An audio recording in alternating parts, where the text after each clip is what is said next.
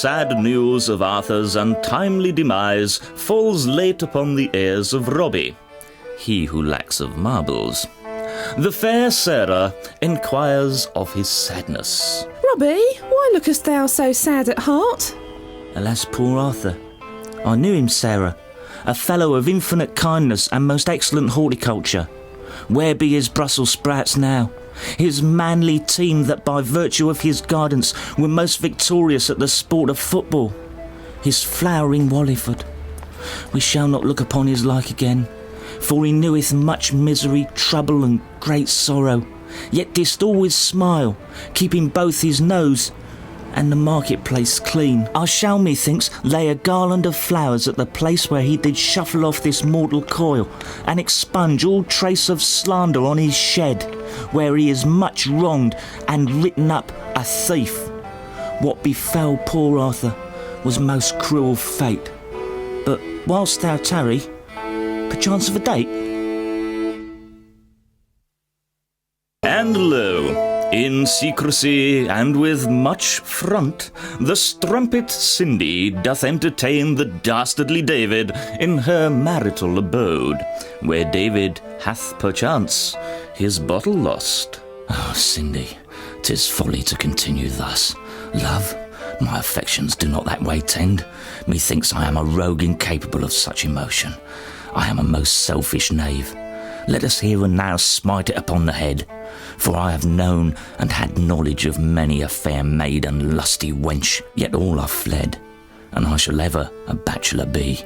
Speak not of smiting it upon the head, good sir, for with me thou shalt know great passion. Passion I bestow not upon my childlike dullard of a husband. Passion I doth reserve for thee. Naked and abandoned passion, as we have known in the cabin that is portable and the abode of the boy Barry. Oh, thou dost fill my mind with cravings most wanton, and my loins do stir at thy words. Yet commitment cometh as easily to me as it doth to a rabbit. Forsooth, after a number of drumps, I do flee. Verily the tidings of Arthur's popping of clogs do reach the tavern of Victoria, where Nigel determines to erect something monumental. And so Arthur does travel to that undiscovered country from whose bourne no traveller returns. I'm consumed all with much sadness. 'Tis so. But look upon the coin that those who feel likewise hath given to thy collection. Indeed, my sack doth weigh heavy. Let us therefore purchase a growing thing of great worth, as we did for fair Debbie, cruelly cut down by a wayward wagon. I have it. Let us purchase a seat to be set in the square of Albert with a fair inscription marked. Nigel, thou comest up trumps. We needest a place to rest our rumps. And if Arthur's life was naught but farce, he'll give us me room to plant my... Oh, look, a gentleman doth want a veil. Grant?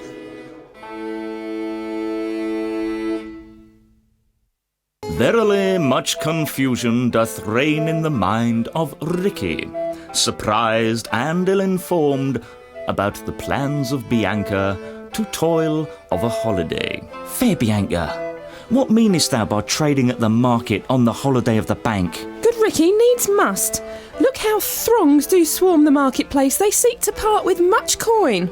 It grieves me greatly, fair maid, to remind thee 'twas my capital that didst make all this possible.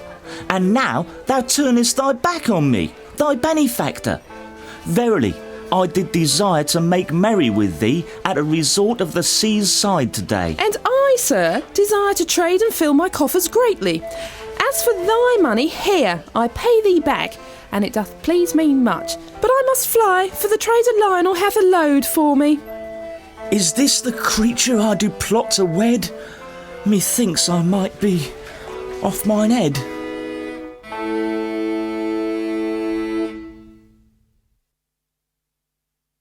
And lo, in the refreshment house that is Cathy's, David tells Cindy of the return of his prodigal son. Oh, David, thou dost fill all my waking thoughts. My husband is these few days absent from Wallyford, and I, your fair fruit, is ripe for the plucking. The fruit is indeed most beautiful unto mine eyes, yet I fear I cannot pluck. But, sir, my passion is palpable. Thou canst feel it. Oh, cursed spite!